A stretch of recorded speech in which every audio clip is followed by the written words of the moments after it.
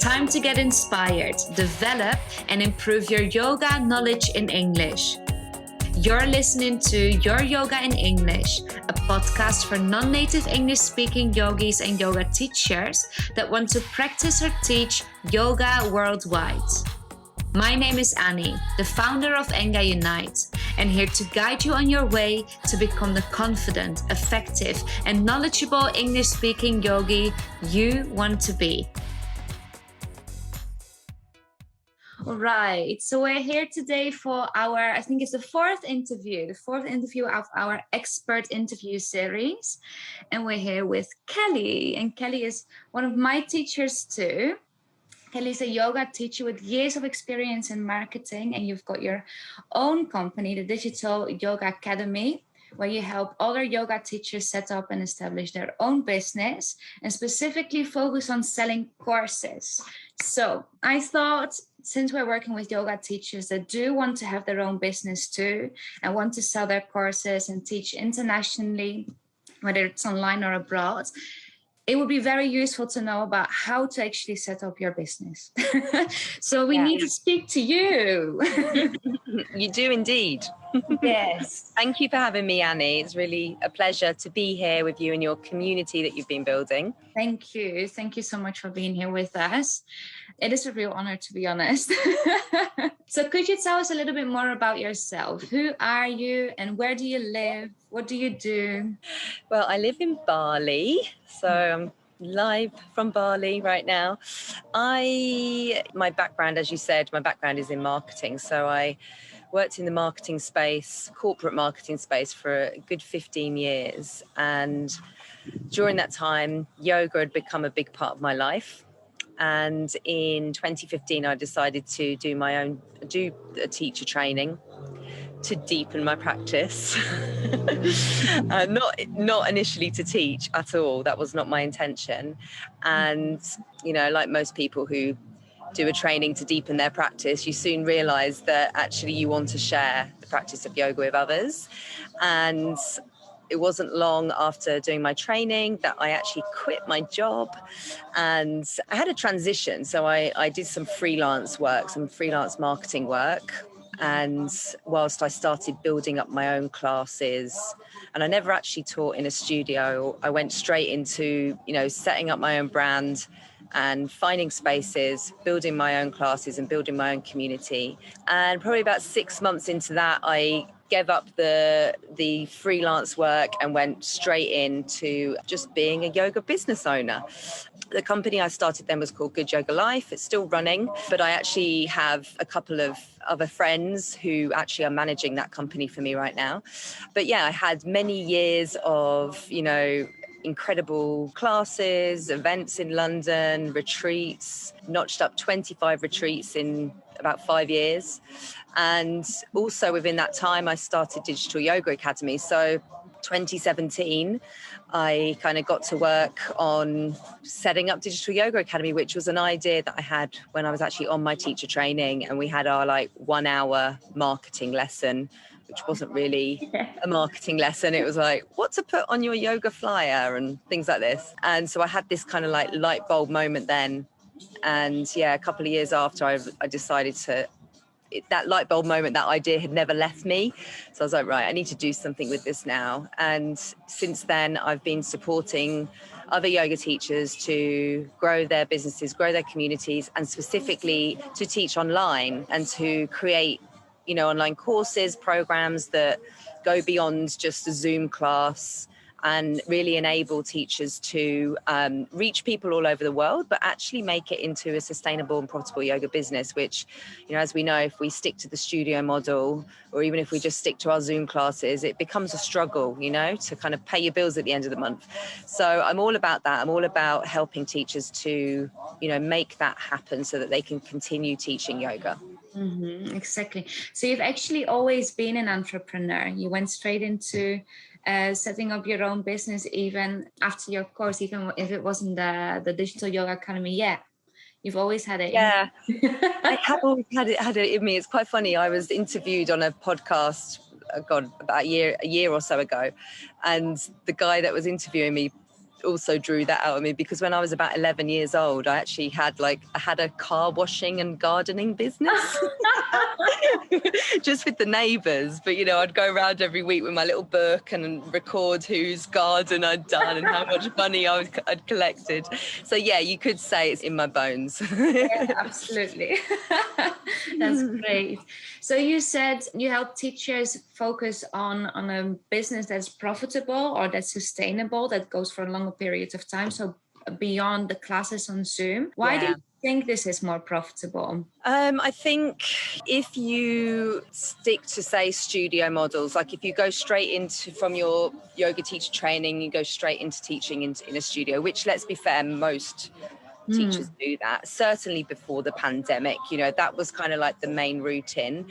If you look at what you're paid from a studio, like say in London, you're paid like anything between £20-30 an hour. I believe like in New York and America and places in America, it can be like $20 an hour. So it's even less. If you stick to that model and you don't have like a transition like what I had, like leaving your main job, and if you don't have any kind of side income from something else, then you have to teach a lot of classes to actually make a decent amount of money. You end up having to teach like 20 classes a week, which leads to burnout. You don't end up having time for your own practice and everything else. So that's not sustainable, right? That is not sustainable for yoga teachers. And it's a story that I hear or have heard so much over the years. And the same is true for the Zoom classes as well, because if you think about it, a lot of teachers, when the pandemic hit, went straight into like teaching on Zoom, and a lot of them were teaching for free. And then they would be like, oh, well, I'm only going to charge £5 because, everybody else has got Zoom classes and no one's going to pay for my Zoom classes and all of this. And really that comes from, fear. It comes from, not believing in, not being 100% sold in what you have to offer and the value that you're providing, which is part of the entrepreneurial journey. Like that does happen, and it's like a limiting belief. It's fears that you have to work through. But again, that's not sustainable, is it? It's not sustainable. So I think, if you can really start to understand your community and the students that you're serving, then you have an opportunity to actually start to understand, like, what do people really need from me, and how can I create a program that goes deeper and offers even more value for people, especially right now, because people in the world need it right now. They need that extra support and guidance, but also allows you to charge a higher price so that you can continue doing this, because there has to be this two-way exchange. And that's really important, that you are able to make money so that you can keep doing this. If we can't make money as yoga teachers, then you're going to fall back, you're going to end up back in another job, and then where are the yoga teachers going to be? Where are they going to be? Where are the people that actually are needed right now? Exactly. So you said when you know who you're serving or who you're teaching, I think you're referring to your niche. Could you tell us a little bit about this? Because a lot of people that are completely new to all of this, they hear the word all the time, but they might not actually know what it means. Or they don't like the word. Oh, they don't like the word, Yeah, they don't like it. There's real resistance with this niching business. I mean, essentially, if you think, there's so many yoga students around the world, right? There's billions of people around the world. Many people who have never even discovered yoga, right? So actually it's untapped. If we think that, this is a space that is saturated, actually it's not. There's so many people yet to discover yoga, and we have to remember that as teachers. But if we think of all the students out there, people who are interested in yoga or have tried yoga, in order for us to get our message out there and for it to actually land, in someone's ears, it's important that we start to narrow our message. We start to look at a smaller segment of all of those people out there, because if we come into it like, oh, yoga's for everyone, which of course it is, but if we think I want to promote yoga to everyone, then our message is wishy-washy. It's so general, and each person out there has their own specific needs, their own specific needs and things that they want for their own life, challenges that they're experiencing personally. And it's up to us as business owners to understand what that is, and to really just start to define who we actually want to serve. And one of the best places to start is to really think about your own passions and to think about your own story, your own journey that you've been on and your life experience. How can that translate to actually helping other people? That's the best place to start if you're a bit clueless with it, and just let it evolve from there. You know, like if you think about if you've had any trauma or anything that you've been through yourself, which let's face it, most of us have, you know, like think about that and how has yoga really helped you on your journey, and start there. Like start thinking about where you were, you know, years ago before you went on this epic yoga journey, and that becomes your messaging. You know, that becomes what you can share now, because you can speak about that from the heart and with authenticity, and that's important. So that's really what, you know, finding a niche is all about. It's about getting really defined with what we're saying in our marketing communication, you know, rather than saying yoga makes you flexible, yoga makes you feel relaxed. You know, most of the world's yoga teachers are saying that right now. So if you are clued on to learning about business, then you're actually ahead of the game. You know, like there's a small percentage of teachers that are going down that route, you know, so you are ahead of the game. And it's just really about getting clarity on who you're serving and understanding the problems that you solve, right? And that's where your course can come in. You know, if you can create an offering that actually provides a solution to a problem, that's business, right? Business is about providing solutions to problems. Essentially, that's what it is. Marketing is about communicating the solution to the problem. And that's it. It's simple, really. Well, yeah, simple. There's a lot to learn. There's so much more than I could ever have imagined. So could There you is a lot to learn, yeah. Yeah, there's a lot to it. So could you tell us a little bit about what you teach your students? What kind of business model do you teach your students inside your courses? I mean, it starts with your ideal student. So it really starts, the foundation is like, who am I serving? What is their problem? And how can I provide a solution? It always starts there. And you know, Annie, from, you know, I do live trainings every single week, and every single live training I mention ideal students, your niche, understanding the problem, because that's what marketing is about. So really it's about visibility. Like once you understand who you're serving, then it's, you know, thinking about how can I show up online and be visible. That's super important. You know, we have to get over our fears of being on video. We have to understand that we have these incredible platforms at our fingertips, right? We've got these Facebook, Instagram, YouTube, Pinterest, all of these platforms, our website, to be able to be visible and to be online and to reach people. Having a website is important, you know, having a website, because we're fighting with algorithms in Facebook and Instagram, and really that's not your home as such, whereas your website, you can brand it, you can really share so much about what you're about and who you help, and you can be discovered. You know, if you create blogs and you create content on your website, you're more likely to be showing up online when people are searching things. You know, when your ideal students are searching for information to help them with the problems that they're experiencing right now, whether it's, you know, they're going through menopause or they have extreme anxiety or whatever it is, you have an opportunity to show up in those results. You don't have a website, you don't have an opportunity to be there. And email marketing. You know, once someone lands on our website, we want to have a freebie that speaks to them, you know, that speaks to their problems and their desires, and gives us an opportunity to collect people's email addresses. That's super important, you know. Once we do that, once we can get them onto our email list, then we can nurture them with our content. Okay, so that's the fourth pillar, is the content part of this. And I mean, again, you know how important that is. You know, content is everything. I mean, there's a reason why they say content is king, you know, because it really is. And it's non-negotiable, right? It's a non-negotiable part of our week. We need to be understanding how we can support our students through our content that we're sharing on our website, that we're sharing on social media, specifically the topics that are important to the people that we want to serve. So I teach at a foundational level those kind of 4 key pillars: the visibility, the website, email marketing, and content. And beyond that, like once you've got those kind of building blocks in place, then you're in a better position to really start thinking about how you can, move beyond the Zoom room, move beyond any kind of workshop or events or things that you've been exploring and experimenting with, and start to think how you can, perhaps create a membership, or you can create an online course or program to guide your students in a deeper way. So that's really what it's about. But, in terms of the business model itself, it is an online business model, and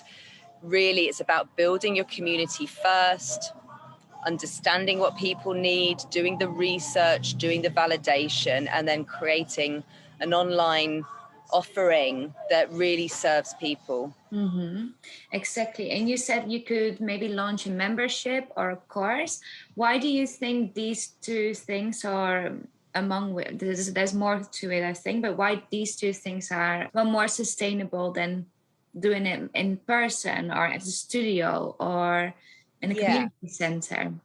Yeah, sure.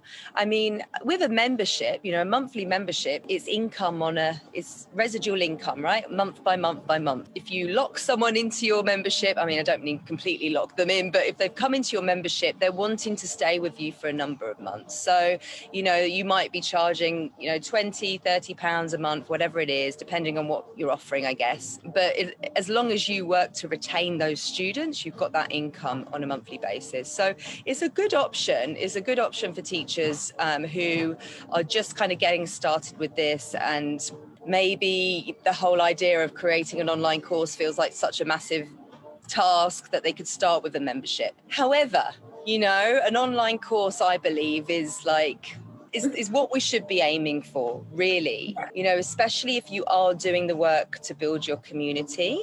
You can create an online course in the Profitable Yoga Teacher. I encourage you guys to be creating something that's valuable enough for you to charge at least $500, right? At least $500. And as long as you are building your community, as long as you're doing that, i.e. you're building your email list. I'm not talking about your follower numbers on Instagram. That's not what I'm talking about. I'm talking about your email list. When you come to actually launch your course, and you'll do some kind of online challenge, you'll do something that's free, offering some kind of free offering that's going to really help you to build trust quickly and really nurture those relationships that you're building. 2% of the people on your email list will go on and enroll in your online course. So there is actually a calculation there. And inside the Profitable Yoga Teacher program, I give you that in a spreadsheet so you can play around with it with your numbers. And 2% is actually, you might not sound like a lot. It's conservative. You can go up to about 10%.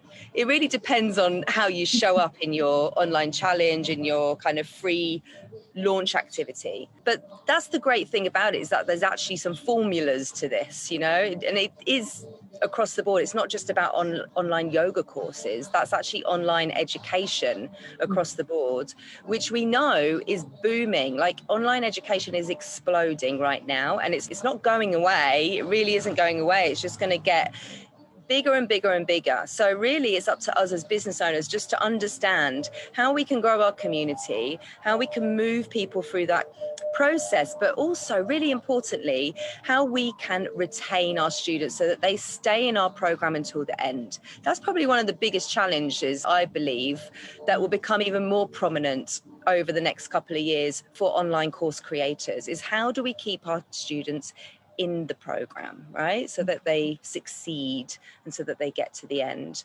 Because, we want them to stay till the end, right? We want them to be there so that we can share their stories, so that they have an amazing experience and, achieve what it is that they wanted to achieve coming into the program in the first place. Why is it then challenging to have them finish it or have them to stay till the end? Why is it a challenge? Because life is full of distractions, isn't it? Life is full of distractions. So, and I think as online education does get bigger and bigger. You know, there's going to be more courses vying for our attention. So I think, you know, for you, Annie, and I always say this, right, you guys that are in the profitable yoga teacher now, you are ahead of the curve. I really believe it's probably like 5% of teachers worldwide that are actually doing what you're doing right now, like creating online courses. I don't think that the number is bigger than that, because I think there's a lot of yoga teachers out there. Most of them are still stuck in Zoom, or they're doing the studio model. So as the industry grows, like as, you know, the online course industry, online education gets bigger and bigger, more teachers are going to get on board with it, right? Yeah. So I think, you know, it's really important that we're always thinking about how we retain our students anyway.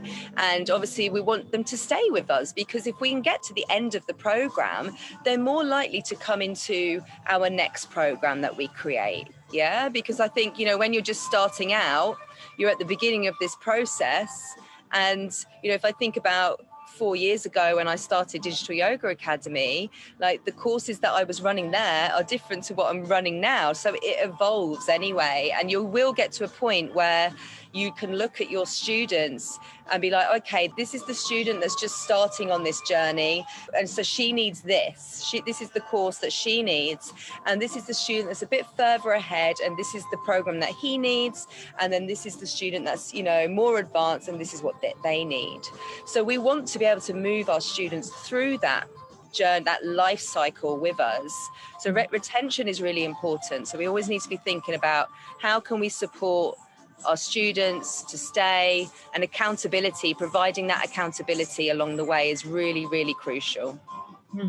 Exactly. So I've got a few more questions for you. Yeah, go for it. What are some common mistakes that you see among yoga business owners? Okay, so not growing community.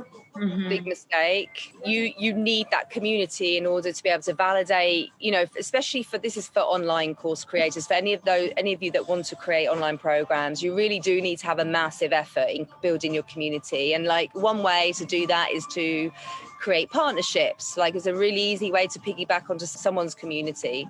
And not having structure. Yeah, so structure actually comes from, you need to have some goals to begin with. Like, what are your goals? And then what are the processes to actually get there? So structure, processes, systems, we need them. Like, we need to know what we're doing when we wake up in the morning and open our laptop. It's like, okay, what am I working on today? Yeah, we don't want to be wasting time. So spending time planning is really important, so that you know what you're working on and how you're getting there. You know, it's no good just having a goal. Thinking that we can do all of this on our own, that's a big mistake.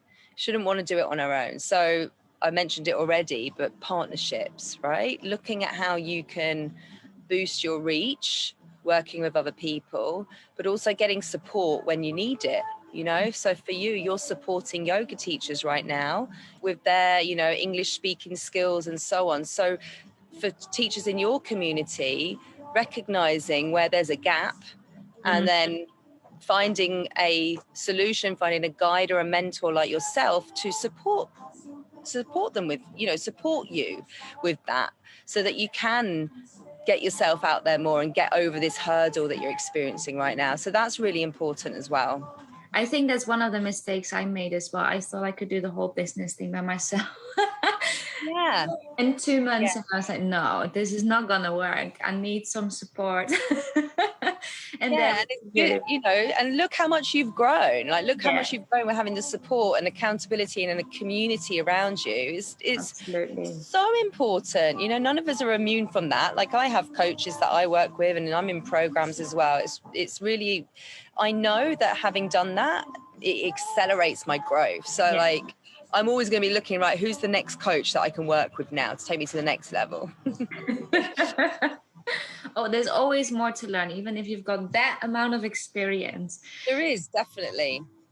So starting from scratch, we've got an idea of what we can do in the online space. What are maybe your 3 recommendations of where to start now for those that are really, really just starting out? Yeah, I think really just starting out, you have to start with yourself, right? You have to start with like, what is my purpose? Why am I doing this? Like, why? Ask yourself some real questions. Like, why have I become a yoga teacher? Like, what is it that's inside of me that's making me want to share this practice with people? Like, it's such a simple thing, but actually journaling on that, doing some real inner work on that, deep reflection is going to help you to move on to the next step, right? Which is having that conversation with yourself, but again, reflection on who you want to serve.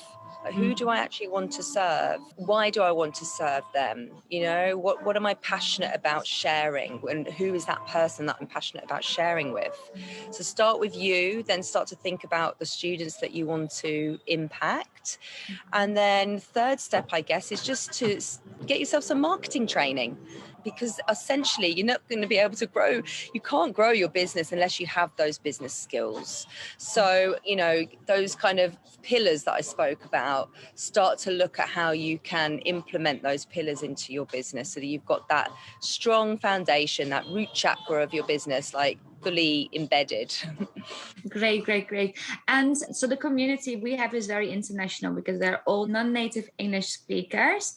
Why do you think it's so beneficial, or what do you think are the greatest benefits of being international and entrepreneuring internationally? I mean, you know, we're all online now, aren't we? The world is online. So it's international all the way. It's like it's global now. We're in a global, well, it has been for a long time, right? But now it's been opened up to us even more with what's been happening over the last year. Because if you were a teacher that was, you know, teaching in studios, you know, in London or wherever, like that suddenly got taken away from us. So that forced a lot of teachers online. And the main thing is that you come to it with an international mindset and a global mindset, then you're opening yourself up for reaching people internationally. Okay, you don't need to be limited to your local communities. You don't need to be limited to the studio or the number of mats that you can fit in a community hall. Suddenly the opportunities become limitless, because we really can use these platforms to our advantage to start sharing our message even wider. And it's really about just understanding how we do that, you know, working with people. You don't have to work with people in your local town. You can work with people who live on the opposite side of the world, you know, so everything kind of gets opened up to us, like potential, you know, becomes huge. And so it's very fortunate. Like I always say this, like, thank you to the Facebook gods, to the Instagram gods, you know, like we now have all of this opportunity at our fingertips that just kind of opens up capacity for us in terms of the number of students that we can actually teach and impact. Absolutely. I completely agree with that. And I think it's something that we underestimate. There's a lot of people that fear being online and they think there's so much competition, there's so many other teachers out there, why would they want to work with me? But I think, like you said, we also underestimate how many teachers are actually doing this and do have the reach that they really want to, or do work with that specific group of people. I think the numbers are underestimated. And also the fear, you know, this fear or this imposter syndrome, you know, we think everybody's doing this, and, you know, or we think like, oh, they're doing amazingly, I'm not doing like that. We really just have to get over ourselves, right? We have to, because there's people out there that actually need our support. And this is why you've been called as a yoga teacher. Like, this is essentially why you're doing it. And if you do that step one and really connect to your purpose, then you're coming from a place of purpose at all times. Okay. So coming from that place helps you to get over those fears, because when your mind starts to chitter chatter, we can just go back to, actually, I'm serving here, right? I'm coming from a place of service. Well, I think that's one of the things that you said. When did you start saying that? Maybe last year sometime. And for me, it was a big mind shift or change. Suddenly everything made sense. As soon as you said, what do you say? Serving is selling, Yeah, absolutely. Selling is serving, one of them. Selling is serving. The other not. Selling is serving. All right. Is there anything else that you would like to share or recommend, comment on? I just think, Annie, that you're doing incredible work, and I'm so proud of like the progress that you've made, you know, being in the Profitable Yoga Teacher Program and the Launch Accelerator, and, you know, all the teachers here that are in your community really should just be feeling very grateful to have you as a guide and mentor, you know, because you are doing incredible work. And again, you're coming from a place of purpose. And I think you can really offer so much to your students, to the teachers here, and to help them to, I always say this, you know, and I feel like you're in the same position as me. It's like really the bigger picture here is about sharing yoga, isn't it? It's really about how many people can be supported and have yoga as part of their lives. And by helping yoga teachers to be able to get that message out there, which is what I do and which is what you're essentially doing, you know, then more people are going to be impacted positively by yoga. So well done you.